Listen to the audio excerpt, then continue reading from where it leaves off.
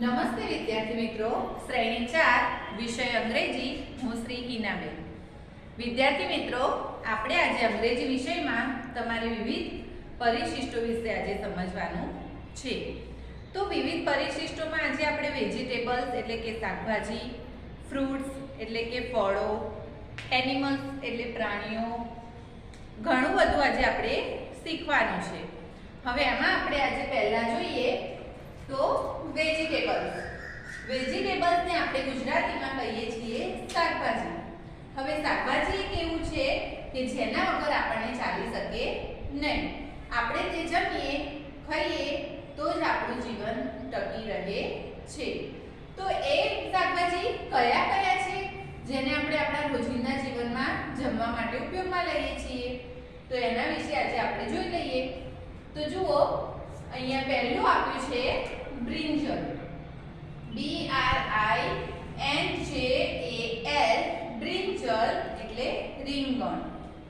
ત્યારબાદ આપ્યું છે કેરેટ, કેરેટ એટલે ગાજર. પછી છે કોબીજ, કેબેજ, કેબેજ એટલે કોબીજ. કોલીફ્લાવર, કોલીફ્લાવર એટલે ફૂલગોબી. ફૂલગોબી એટલે ફુલાવર પણ આપણે એને કહી શકાય. લેડીઝ ફિંગર, લેડીઝ ફિંગર એટલે ભીંડો. પીસ, પીસ એટલે વટાણા. રેડિશ, રેડિશ એટલે મૂળો. ચીલી એટલે મરચું. લેમન એટલે લીંબુ. બીટ રૂટ, બીટ રૂટ એટલે બીટ. વેજ એટલે ગુવાર, જેને આપણે ગવાર કહીએ છીએ. પોટેટો એટલે બટાકા. ઓનિયન, ઓનિયન એટલે ડુંગળી. ગોળ એટલે દૂધી. બીટર ગોળ એટલે કારેલા. ગાર્લિક, ગાર્લિક એટલે લસણ. ટોમેટો એટલે ટામેટા. યામ એટલે રતાળુ. અને જિંજર એટલે આદુ. તો વિદ્યાર્થી મિત્રો, આ તમામે તમામ તમારા વેજીટેબલ્સ છે, શાકભાજી છે, જેને આપણે આપણા જમવા માટે ઉપયોગ કરીએ છીએ. તે જમીએ તો જ આપણે ટકી શકીએ છીએ. હવે ત્યારબાદ આપણે જોઈશું બર્ડ્સ. બર્ડ્સ એટલે પ્રાણીઓ, બર્ડ્સ એટલે પક્ષીઓ. તો પક્ષીઓ વિશે આપણે જોઈએ. આપણે આપણી આજુબાજુ પણ ઘણા બધા પક્ષીઓ જોઈએ છીએ જેના આપણને નામ આવડતા હશે, જેમ કે કાગડો છે, ચકલી છે, કબૂતર, પછી કોયલ. તો આવા ઘણા બધા પક્ષીઓ છે જેને આપણે જોયેલા છે, ઓળખીએ છીએ. પણ એવા ઘણા પણ પક્ષીઓ છે કે જેને આપણે ક્યારેય જોયા નથી. પણ આજે આપણે એવા પણ અમુક જે તમારા પક્ષીઓ છે જે અજાણ્યા છે તમારાથી, એના વિશે આજે આપણે જાણીએ. તો જુઓ, તમને એમાં આપ્યું છે ડવ. ડવ એટલે કબૂતર. ક્રો એટલે કાગડો. કોક એટલે કૂકડો. હેન એટલે મરઘી. સ્પેરો એટલે ચકલી. કુકુ એટલે કોયલ. ક્રેન એટલે સારસ. જો વિદ્યાર્થી મિત્રો, આ સારસ નામનું પક્ષી જે આપણે રોજબરોજ જોઈ શકતા નથી. ત્યારબાદ આપણે જોઈએ ઈગલ. ઈગલ એટલે ગરુડ. વેલ્ચર એટલે ગીધ. આઉલ એટલે ઘુવડ. સ્ટોર્ક એટલે બગલો. ડક એટલે બતક. સ્વાન એટલે રાજહંસ. રાજહંસ એટલે હંસ જ કહી શકાય. કાઇટ એટલે સમડી. પીકોક એટલે મોર. પીહેન એટલે ઢેલ. ઓસ્ટ્રચ એટલે શાહમૃગ. હોક એટલે બાજ. અને નાઇટેંગલ એટલે બુલબુલ. બરાબર. કિંગફિશર, કિંગફિશર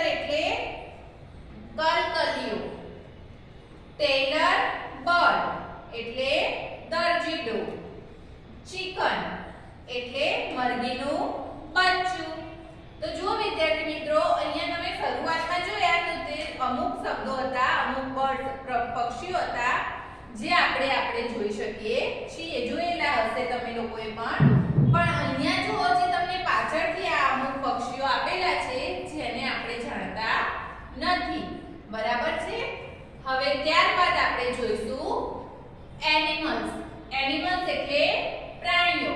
તો જેમ પક્ષીઓ છે એવી રીતે અમુક ઘણા એવા પ્રાણીઓ છે જેને આપણે જોઈ શકેલા નથી. તો એના વિશે પણ આજે આપણે જોઈ લઈએ, અભ્યાસ કરીએ. તો જુઓ, એમાં પહેલા આપ્યું છે લાયન એટલે સિંહ. તે આપણને ક્યાં જોવા મળે છે? તો જંગલમાં અથવા તો પ્રાણી સંગ્રહાલયમાં. ત્યારબાદ છે એલિફન્ટ એટલે હાથી, જીરાફ, બરાબર, હોર્સ એટલે ઘોડો. જો સિંહ, હાથી, જીરાફ, ઘોડો, તો ઘોડો અને હાથી એ બે આપણે સવારી માટે ઉપયોગમાં લઈ શકીએ છીએ. અને તે પ્રાણીઓ આપણે જોવા હોય તો આપણને પ્રાણી સંગ્રહાલયમાં જોવા મળી શકે છે. ટાઈગર એટલે વાઘ, જે આપણું રાષ્ટ્રીય પ્રાણી છે. બફેલો એટલે ભેંસ, ઝીબ્રા, રેબિટ એટલે સસલું, ડોંકી એટલે ગધેડું, મંકી એટલે વાંદરો, સ્ટેજ એટલે સાબર, કેમલ એટલે ઊંટ. ઊંટ એક એવું પ્રાણી છે જેનો આપણે સવારી માટે ઉપયોગ કરીએ છીએ. ફોક્સ એટલે શિયાળ, કાઉ એટલે ગાય. ગાયને આપણે શું કહીએ છીએ? માતા. આપણે ગાયને માતા તરીકે ઓળખીએ છીએ. ત્યારબાદ ડોગ એટલે કૂતરું, ડિયર એટલે રીંછ. તો આ બધા જે તમારા એનિમલ્સ એટલે કે પ્રાણીઓ હતા, તે પ્રાણીઓ તમને જંગલમાં પણ જોવા મળે છે, પ્રાણી સંગ્રહાલયમાં પણ જોવા મળે છે, અને એના ઉપરાંત અમુક પ્રાણીઓ એવા છે જેને આપણે સવારી માટે ઉપયોગ કરીએ છીએ, અને અમુક જ પ્રાણીઓ એવા છે જેને આપણે આપણી આજુબાજુ જોઈ શકીએ છીએ. સ્ટાર્ટ. હવે વિદ્યાર્થી મિત્રો, આપણે ફ્રૂટ્સ એટલે ફળો, ફળોના વિશે જોઈશું. તો એમાં જુઓ, એપલ એટલે સફરજન, બનાના એટલે કેળું, બેરી એટલે બોર, મેંગો એટલે કેરી, ઓરેન્જ એટલે નારંગી, ડેટ એટલે ખજૂર, પેયર એટલે નાશપંતી, ચેરી એટલે ચેરી, પપૈયા એટલે પપૈયું, સ્ટ્રોબેરી એટલે સ્ટ્રોબેરી, ફિગ એટલે અંજીર, ગ્રેપ્સ એટલે દ્રાક્ષ, રોઝ એપલ એટલે જાંબુ, મસ્કમેલન એટલે ટેટી, વોટરમેલન એટલે તરબૂચ, ચીકુ, ગ્વાવા એટલે જામફળ, આમંડ એટલે દાડમ, કોકોનટ એટલે નાળિયેર. તો જુઓ વિદ્યાર્થી મિત્રો, અહીંયા ઘણા બધા એવા ફળો છે જેને આપણે ખાધેલા હશે, જેમ કે સફરજન છે, કેળું છે, બોર, કેરી, નારંગી, બરાબર, પપૈયું. પણ ઘણા બધા ફળો આપણે એવા પણ છે જે આપણે ખાધેલા નહીં હોય. તો જેમ કે જુઓ, એક નાશપંતી છે, એ આપણે ક્યારેક ક્યારેક જ જોઈએ છીએ, બરાબર. તો આ તમારા ફળો હતા.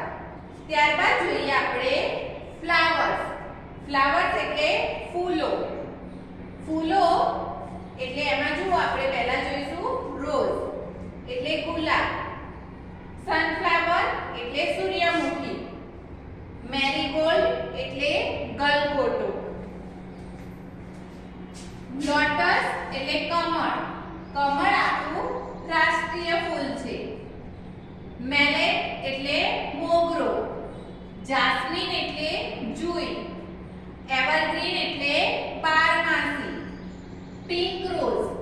પિંક રોઝ એટલે કરેણનું ફૂલ, અને મેચેલિયા એટલે ચંપો. તો વિદ્યાર્થી મિત્રો, આ આપણા ફ્લાવર્સ એટલે કે ફૂલો હતા. સ્ટાર્ટ.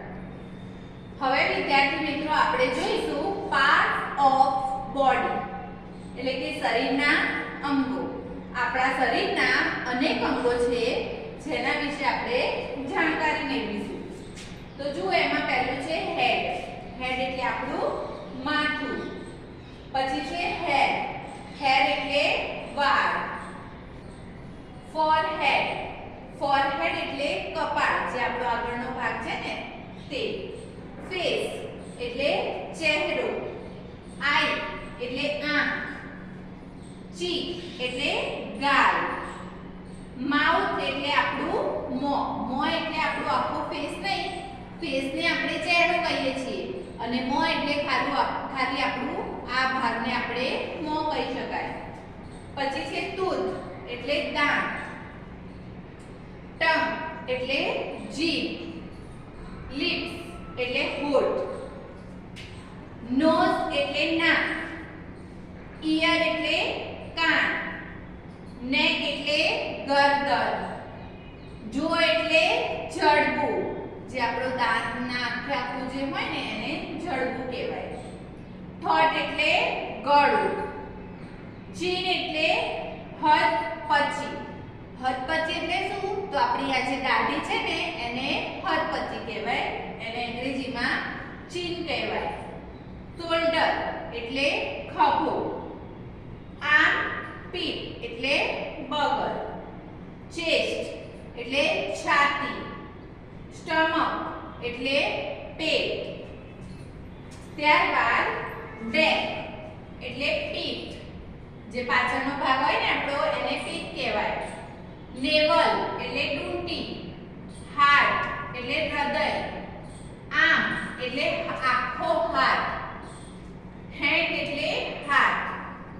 આખો હાથ એટલે શું? તો અહીંયાથી શોલ્ડર થી લઈને ફિંગર સુધીનો ભાગ, આંગળી સુધીનો ભાગ એને આખો હાથ કહેવાય. અને આ હાથ એટલે ખાલી તમારા કોણીથી આગળનો ભાગ. પામ એટલે હથેળી. ફિંગર એટલે આંગળીઓ. થંબ એટલે અંગૂઠો. નેલ એટલે નખ. એલ્બો એટલે કોણી. રિસ્ટ એટલે કાંડું જે આપણું આ ભાગ છે ને એને આપણે શું કહીએ? કાંડું કહેવાય. લેગ એટલે પગ. ફૂટ એટલે પગ. હવે લેગ અને ફૂટ એટલે શું? તો લેગ એટલે તમારો આખો પગ અને ફૂટ એટલે તમારા પગની જે નીચેનો પંજો છે ને એને આપણે પગ કહીએ છીએ. ટો એટલે પગનો અંગૂઠો. હીલ એટલે એડી. ટોઝ એટલે પગના આંગળા. ટોઝ એટલે પગના આંગળા, બરાબર. ની એટલે ઘૂંટણ. ફેટ એટલે મેદ અથવા તો ચરબી. બ્લડ એટલે લોહી. તો આ તમામે તમામ આપણા બોડી પાર્ટ્સ છે. હવે વિદ્યાર્થી મિત્રો અહીંયા આપણે વિવિધ આકારો વિશે સમજીશું. વિવિધ આકારો એટલે કે શેપ્સ. આકારોને અંગ્રેજીમાં શું કહેવાય છે? શેપ કહેવાય છે. તો જુઓ વિદ્યાર્થી મિત્રો અહીંયા તમને જે પહેલો શેપ આપ્યો છે, આકાર આપ્યો છે, તમે જોઈ શકો છો કે એની ચારે બાજુ કેવી છે? સરખી છે. તો એને આપણે શું કહીશું? સ્ક્વેર. સ્ક્વેર એટલે ચોરસ.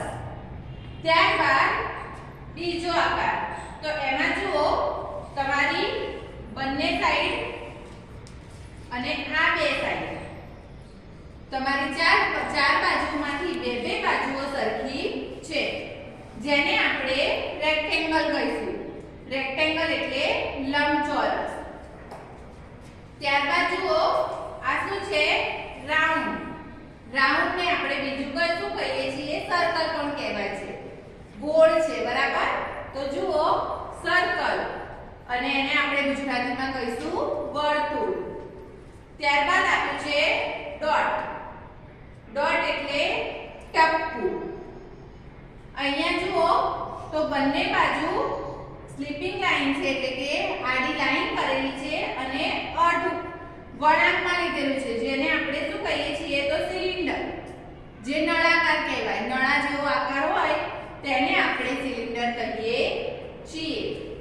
ત્યારબાદ અહીંયા આ શું છે પિરામિડ બરાબર છે જુઓ કે એની 3 બાજુઓ સરખી છે અને અહીંયા બીજી 2 બાજુઓ એમ કરીને પિરામિડ બને છે ત્યારબાદ છે ટ્રાયેંગલ ટ્રાયેંગલ એટલે ત્રિકોણ ત્રિકોણની કેટલી બાજુઓ હોય છે તો તમે જોઈ શકો છો 1 2 અને 3 ટ્રાયેંગલ એટલે ત્રિકોણ જેને 3 બાજુઓ હોય છે આ છે ઓવલ ઓવલ એટલે લંબગોળ ત્યારબાદ આ જુઓ શંકુ જેવો આકાર છે તંબુ કહીએ ને એના જેવો આકાર છે એટલે કે કોન એને ઇંગ્લિશમાં શું કહેવાય કોન એટલે શંકુ અને અહીંયા આપ્યું છે એંગલ એલ આકાર છે એને આપણે એંગલ કહીએ છીએ એંગલ એટલે જુઓ અહીંયા શું બને છે ખૂણો બને છે એટલે એંગલને આપણે ખૂણા તરીકે ઓળખીએ છીએ અને ત્યારબાદ લાઈન લાઈન એટલે એક સીધી રેખા તો એને આપણે રેખા કહીએ છીએ હવે વિદ્યાર્થી મિત્રો આપણે જોઈશું સ્પોર્ટ્સ એન્ડ ગેમ્સ એટલે કે રમતો તો અહીંયા જો વિદ્યાર્થી મિત્રો તમને અલગ અલગ ઘણી બધી રમતો આપેલી છે એમાં જોઈએ પહેલું છે બેડમિન્ટન ત્યારબાદ બાસ્કેટબોલ પછી છે બિલિયર્ડ પછી છે બોક્સિંગ એટલે મુક્કાબાજી પછી છે કાર્ડ્સ એટલે પત્તા કેરમ એટલે કેરમ ક્રિકેટ પછી football golf kabaddi tennis hockey skating kho kho hide and seek એટલે સંતાકુકડી સ્વિમિંગ એટલે તરણ હાઈ જમ્પ એટલે ઊંચો કૂદકો લોંગ જમ્પ એટલે લાંબો કૂદકો વોલીબોલ અને ટેબલ ટેનિસ તો આ બધી તમારી રમતો છે અને સ્પોર્ટ છે તો વિદ્યાર્થી મિત્રો આ તમામે તમામ પરિશિષ્ટ આપણે અહીંયા પૂર્ણ થયું તેનું તમામે તમામ ઘરકામ તમારે વર્કકામ અને ઘરકામ તમારે તમારી નોટબુકમાં લખવાનું રહેશે આભાર